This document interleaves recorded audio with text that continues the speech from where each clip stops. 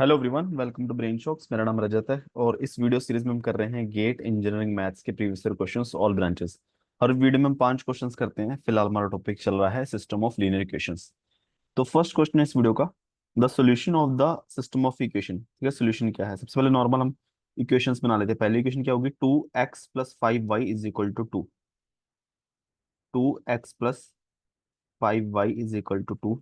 Second आएगी -4x + 3y is equal to -30। अब या तो इक्वेशन पुट करके देख लो। देखो यार, 602 है, ये तो नहीं आएगा, ये तो पॉजिटिव बहुत बड़ी वैल्यू बन जाएगी। -6 -12 +10 -2 गलत। डी आएगा। देखो, 6 × 2 12 -5 2 -4 × 6 -24 -6 -30। ठीक है, तो ऑप्शन डी। बाकी करना है कैसे है कि इसको 2 से मल्टीप्लाई कर दो, इक्वेशन क्या आ जाएगी? 4x + 10y is equal to 4। ठीक है, दोनों को ऐड अगर करेंगे, -4 + 4 0, यहाँ पे 13y, यहाँ पे -26, तो y की वैल्यू आ जाएगी -2। y की वैल्यू -2 पहली इक्वेशन में पुट करेंगे तो 2x - 10 is equal to 2, 2x is equal to 12, x is equal to 6।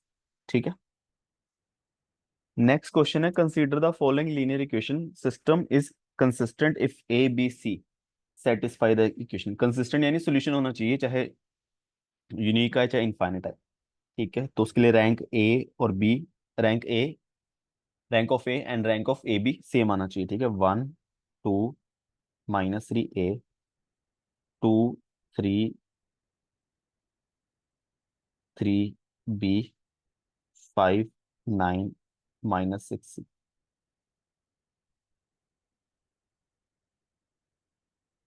तो R2 -2 R1, R3 पे प्रश्न लगाएंगे, R3 -5 R1। ठीक है, तुम्हारे पास आएगा 1 2 -3 ए, 0 -1, और यहाँ पे आ जाएगा 9 बी -2 ए। यहाँ पे 0, यहाँ पे -1, 5 थी 15, -6 + 15 9। ठीक है, और यहाँ पे सी -5। ठीक है, अब देखो सेकंड और थर्ड रो एक साइड तो सेम ही आ रही है, तो हम क्या करते हैं, R3 पे ऑपरेशन लगाया हमने, R3 - 8। ठीक है, तो हमारे पास क्या बनेगा बेसिकली? 1 2 -3 ए, 0 -1 9, 0 0 0, बी -2 ए, ये बनेगा माइनस सी -5 ए -b + 2 ए। ठीक है, यानी बेसिकली बन जाएगा -3 ए + बी -b + सी। ठीक है, अब देखो यहाँ पे तो 0 बन गया, ए का रैंक तो 2 आ गया, तो ए बी का रैंक भी 2 आना चाहिए। तो उसके लिए क्या होना चाहिए? पूरी रो 0 होनी चाहिए। इट मीन्स क्या होना चाहिए? ये 0 के इक्वल आना चाहिए, -3 ए -b + सी इक्वल टू 0। ठीक है, तो यानी कि 3 a + b - c equal to 0। ठीक है, तभी होगा ना, 0x + 0y + 0z is equal to 0 ही आना चाहिए, तभी सोल्यूशन एग्जिस्ट करेगा। अगर ये ए बी सी का ऐसा कॉम्बिनेशन बने कि वो नॉन जीरो बने, तब तो पॉसिबल ही नहीं है, नो सोल्यूशन, इनकंसिस्टेंट आएगा। ठीक है, और ये 0 के इक्वल होना चाहिए और फिर इनफाइनाइट सोल्यूशन आ जाएंगे। नेक्स्ट क्वेश्चन है, which one of the following is iterative technique for solving A system of simultaneously linear algebraic expression equations. Iterative बोला ना कि आइट्रेशंस करें हम बार बार, कि एक कोई सोल्यूशन मान के चलें, फिर जो भी है इस मेथड में पुट करें, एक नया सोल्यूशन आ जाए जो एक्चुअल सोल्यूशन के पास हो, धीरे धीरे हम सोल्यूशन तक पहुंचे। ठीक है, जैसे अब गोज एलिमिनेशन है जो हम नॉर्मल कर रहे हैं, ये डायरेक्ट मेथड है, इससे डायरेक्ट एक्स वाई जेड की वैल्यू आ रही है। ठीक है, तो goes elimination, goes Jordan method क्या होता है कि गोज एलिमिनेशन में हम क्या करते हैं, रो क्लोन फॉर्म बनाते हैं, अपर ट्रायंगुलर मैट्रिक्स बनाते हैं, जैसे कि A B C 0 D E 0 0 E। ठीक है, इस तरीके से बनाते हैं हम, और यहाँ पे कुछ भी ABCDEFGHI। ठीक है, तो ये हो गया गोज एलिमिनेशन, कि यहाँ से पहले जेड की वैल्यू आ जाएगी, फिर वाई की, फिर एक्स की, इस तरीके से।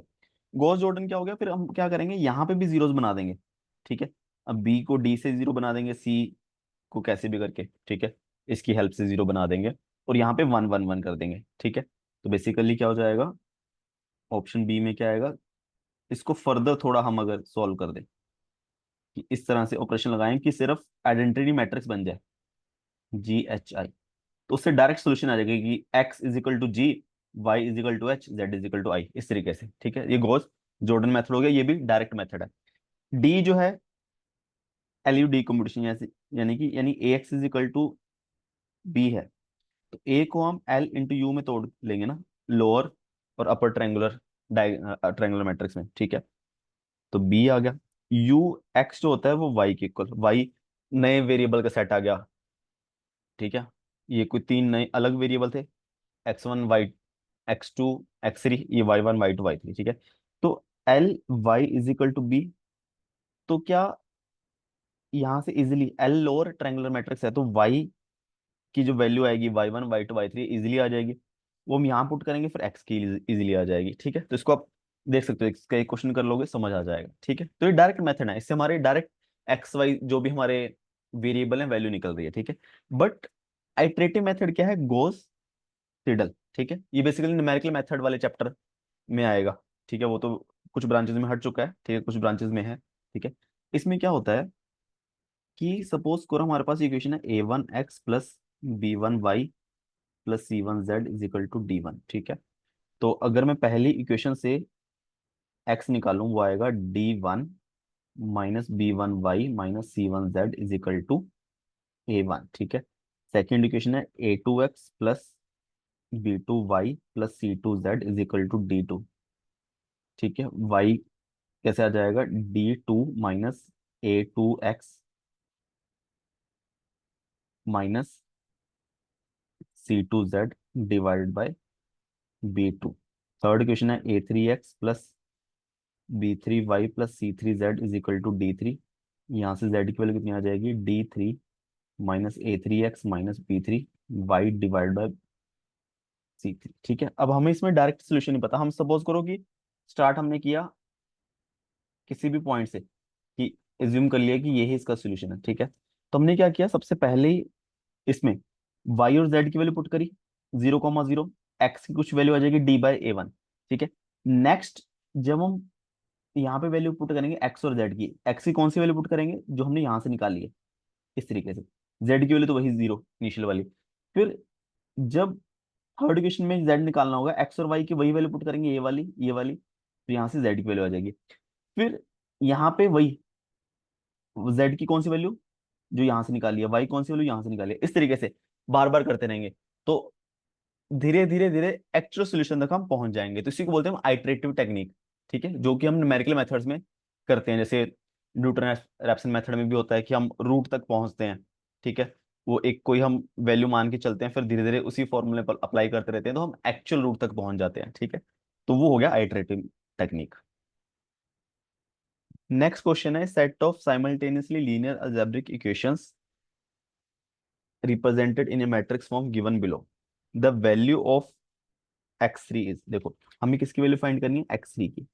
अब इस क्वेश्चन में देखो, अगर हम देखें सबसे आसान मेथड तो ये लग रहा है, देखो कि एक्स थ्री मतलब अगर देखा जाए, ये इस तरीके से मल्टीप्लाई हुई, यानी कि four X four 13 x5 is equal to 46, है ना, ये बना ना।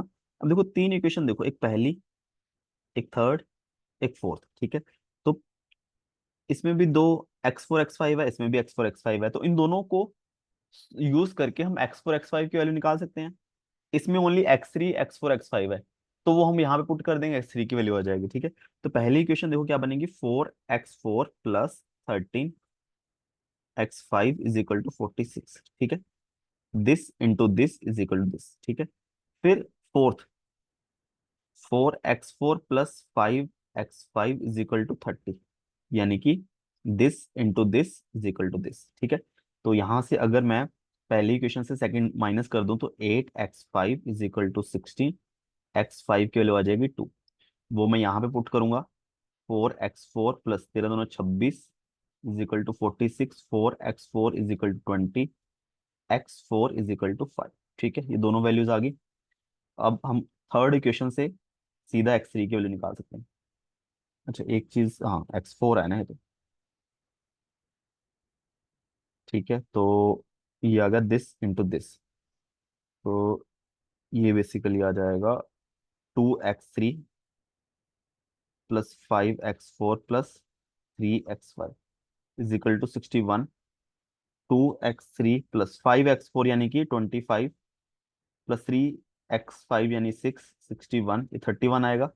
तो 2x3 इज इक्वल टू 30 आ गया।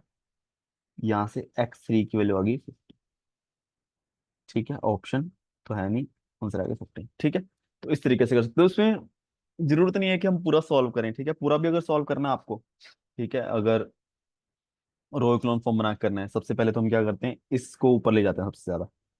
इन दोनों को ही अगर हम इंटरचेंज कर लेना, पहली और फिफ्थ और फर्स्ट को, उससे काफी आसान हो जाएगा। जैसे मान लो 2 3 2 1 5 81, 2 5 5 2 10 161। ठीक है, 0 0 2 5 3 61 0 0 0 4 5 30, 0 0 0 4 13, 4 13 46। ठीक है, इसमें हमें क्या करना है, यहाँ पे जीरोस बनानी ना, तो इसको इसमें से माइनस कर देते हैं, इसको इसमें से कर देते हैं। तो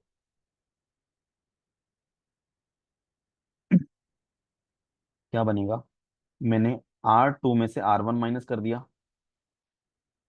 और R5 में से R4 माइनस कर दिया। ठीक है, तो मेरे पास क्या बचेगा, यहाँ 0 बचा, यहाँ 2 बचा, यहाँ 3 बचा, यहाँ 1 बचा, यहाँ 5 बचा, यहाँ 80 बचा। ठीक है, यहाँ 0 बचा, यहाँ 8, यहाँ 16। ठीक है, तो बस सॉल्व करते हुए यहाँ से हमारे पास x5 की वैल्यू 2 आ गई। ठीक है, सिमिलरली x3 x4 की, x3 की, x1 x2 पूरी निकाल लो, ठीक है, प्रैक्टिस के लिए। बट पेपर में कोशिश करो कि ये ना करें, क्यों इतना लिखना पड़े फालतू में जब हमें सब दिख रहा है सीधा। ठीक है,